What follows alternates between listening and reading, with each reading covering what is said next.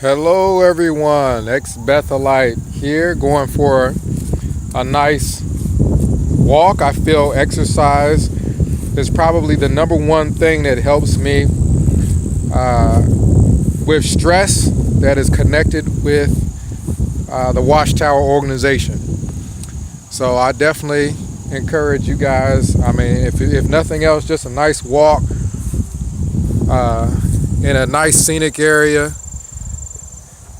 to kind of collect your thoughts and lower stress, because stress is definitely not good for you. 937-789-4029. I feel like, having worked at Bethel, I should have been told the truth. Everybody, I think most people are aware that they were moving the printing presses from Brooklyn to Wallkill. That was huge. Because Wallkill was always the farm. Brooklyn was always where the governing body is and where the printing presses are. Patterson was always where all the artwork and all that was done. Got my Gatorade and everything here. So when they moved the printing presses to Wallkill, I'm actually giving tours, and I'm at Wallkill. I'm at the farm, and I'm giving tours, showing people all the printing presses and everything that we had there. It was so odd and so bizarre. And for us to have a meeting with the governing body. Now, keep in mind, if the governing body is willing to lie to the Bethel family, if the governing body is willing to lie to the Bethel family, why wouldn't they lie to anyone else? Why wouldn't they lie to the rank and file?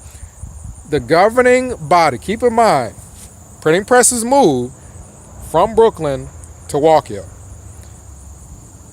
For the life of me, I couldn't figure out why they would do something like that. It made no sense at all. The farm where you get your produce and your food and all that, why did you move your printing there?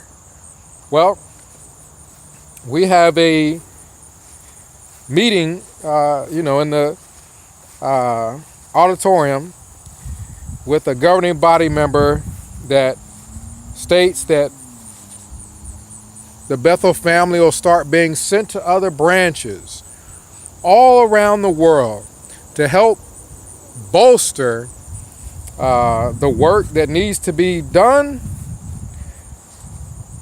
That was not true, because I'm here. I'm not at a branch. I was never sent to a branch. That's not true. What actually was going on, apparently, was a business move. There was a business move. Now, we could talk about what prompted this move. You could look at the Catholic Church. Watchtower is not completely stupid. They're horrible with religion, but business-wise, they're not completely stupid in the sense that they saw what was going on with the Catholic Church and the lawsuits, and they knew that was coming. So obviously, moving the printing presses from Brooklyn to Wallkill, we know now they were about to start selling the properties in Brooklyn. This has been in the works for a long time. Business-wise, they were ahead of the curve. Business-wise, they were getting ready to sell those properties in Brooklyn, so they moved the printing and everything else to Wallkill. And then they knew that they're basically going to have a layoff, because they're going to start selling the buildings there that they have in Brooklyn. So they went and told us that they were going to start sending us to bolster other areas and other countries and everything else, when really they were, with me, is just hit the door. Hit the door. We don't even have $5 to give you for gas. Hit the door. So this is a business. This is not a religion. Religion, as far as religion is concerned, Watchtower is horrible. As far as business is concerned, I can't say that they're, they make money. They sold buildings in Brooklyn for who knows how much money. And then they got Warwick built with free labor. Doesn't sound like a bad business move. They have elders. I don't know that Jehovah's Witnesses even know what spirituality is. They know what following Watchtower procedures and rules are, but I don't know if they even know what spirituality is. They got elders there to make sure everybody's following procedure, essentially. And then you got COs that comes through, and the CEO comes through and makes sure everybody is everybody, even the elders, are following the procedures, make sure everybody's getting their time in. The CEO comes around, what's everybody thinking? Appointments, right? You're thinking appointments. Well, you're not going to get appointed if you're not putting in X amount of hours in field service. This is all a business. This is all a money-making business. So where did it start? Did it start with Russell? Did it start with Rutherford? That is a debate for another time. We know that Rutherford knew that, hey, this is a money-making machine we got here.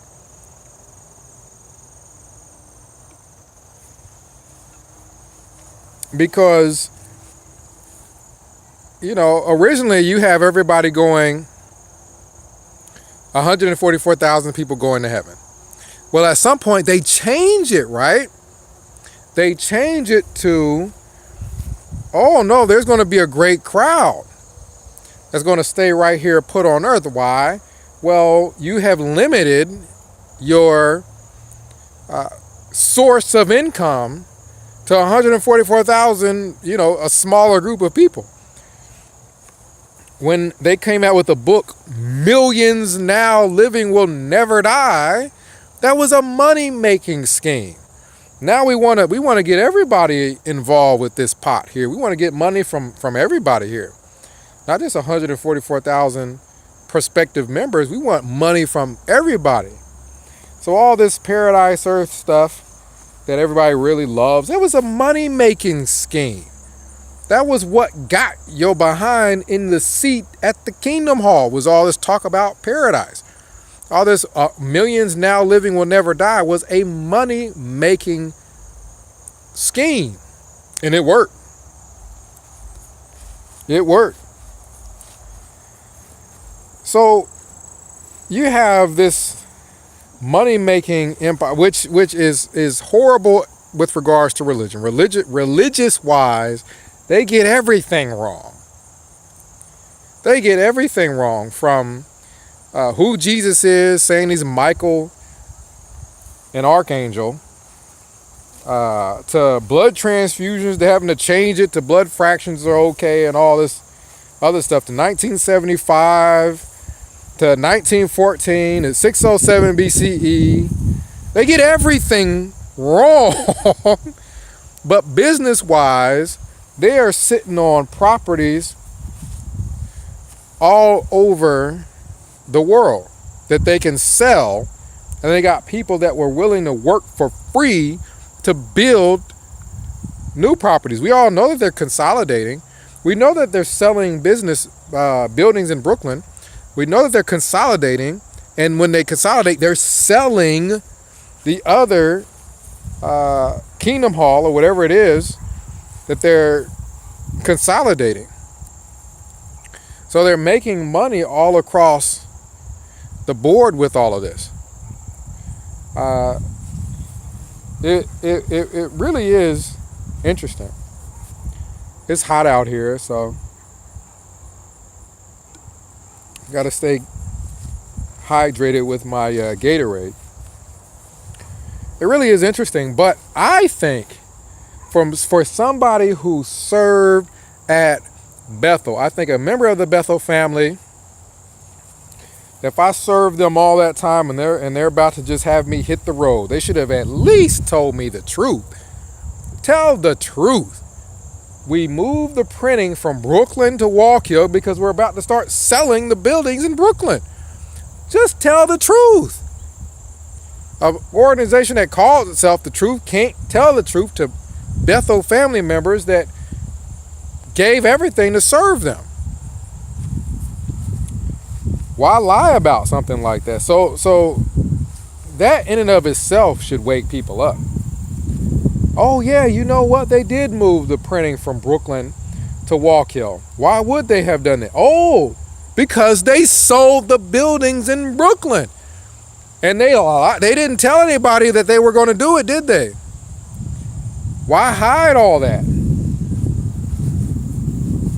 So what a person does in the past is a good indication of what they'll do in the present. It's a good indication of what they'll do in the future. They're going to continue to make business moves, money-making moves, and they're going to continue to keep people in the dark with regards to all those things. And I never really fully understand, other than I know people like the whole paradise earth thing. They buy it. And they knew when they started selling that, when Rutherford knew, because, there was a Great Depression when Rutherford bought Beth Serene. So there's a Great Depression, meaning people don't have money. I'm sure Jehovah's Witnesses were suffering just like everybody else in the Great Depression. But Rutherford is buying a nice home in San Diego called Beth Serene. He's buying Cadillacs and everything else and having people work for free. So he's basically got slaves and everything else. And all this is going on during the Great Depression. Look it up. It's just look up Beth Serene. Look it up. There is nothing spiritual. There's nothing that points to that organization as the only true organization whatsoever. And some people say, the organization was in its infancy. But Jehovah, God, is not an infant. Isn't that who you said is leading and guiding all this? Is Jehovah God, right? Was he an infant in early 1914 or before that? Was Jehovah an infant? Jehovah was never an infant, right? So he shouldn't have been messing up, right? So there's no excuse for an organization that's led by God to be messing up like that, because Jehovah was never an infant. I've heard elders say, well, the organization was in its infancy. It's led by God, right? We couldn't even put in a number on how old God is. So if he's running it, it's not going to be run.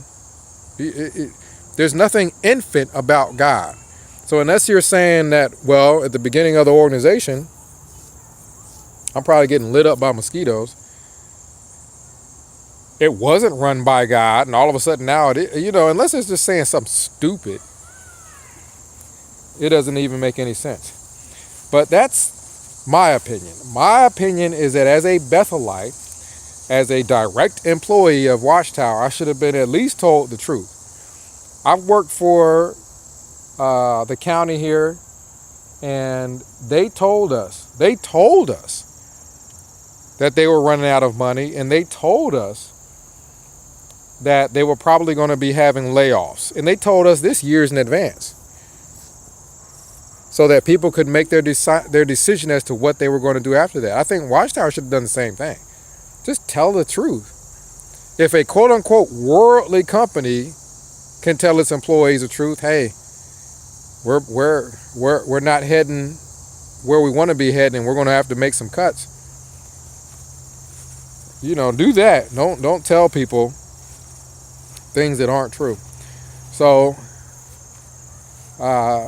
again, 937-789-4029. Ex-Wallkill Bethelite signing out. But definitely try to get some exercise. Let me know how it makes you feel with regards to all the stress, anything you got going on with regards to waking up and having been in the cult. Let me know how, if it helps or how it makes you feel. X Wall Kill Bethelite, signing out.